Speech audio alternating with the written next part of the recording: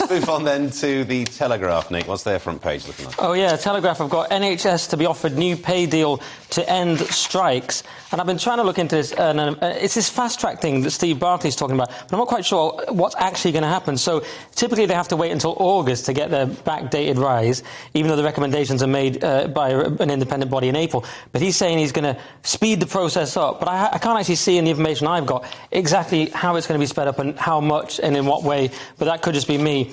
But obviously something needs to be done. And that other front page had the fears of the 999 calls are going to plummet and so on.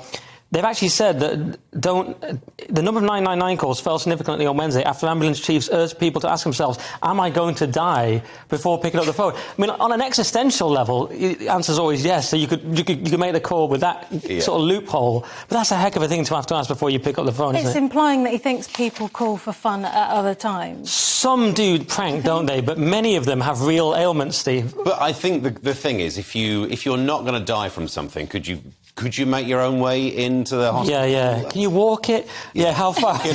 How bad is the stroke? I think I read the other day that people aren't calling... They're calling 111 now, but they're giving up on the calls. It's something like half of the calls they don't actually get through, they just give up. Maybe that's... It sounds like they may as well try 911 at this point. Just try everything. I'm not making light of this. You've sort of got to... Because it's a comedy show, but it is incredibly bleak, obviously, just so the viewer knows. But then for a bit of balance, though, I suppose on a day when we're told, don't call 999, the headline is, people didn't call 999... Stop trying to... There's no angle that they wouldn't find appalling, you know what I mean? Yeah. It's not surprising the numbers were lower. Yeah, that's a good point. They've also got Zelensky's US trip rewarded with more weapons. That's just what he wanted for Christmas, more weapons. So this is obviously Zelensky meeting Biden.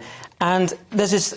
I don't know if it's actually happened yet or not. They're saying afterwards he was going to address Congress. And he's basically going to ask for... There's $45 billion of additional military support. And what I've been hearing on Twitter, I don't know if it's true, is that he's going to say, come on, guys, can you go a bit higher than that? And the thing is, Americans are getting a bit sick of it. I mean, by the way, Biden as well, he gave Biden a special medal and Biden said, God love you, which he also said to that trans TikTok star Dylan Mulvaney. So it's like kind of a standard. You think Zelensky would get a bit more than that, wouldn't you? But one thing I've noticed, not that I'm like anti-aid to Ukraine, Steve, but I've noticed some Americans on Twitter, who sort of political people, getting a bit sick of it, saying how much more of this Americans are going to take and just giving them endless money. Although my friend went out there the other day, God knows why, for his holiday, just to check out the scene in Ukraine.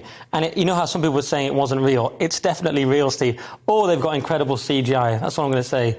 So... Go on. Yeah, no, I was going to say, I'm sure it's real, but I'm sure your friend has a terrible travel agent.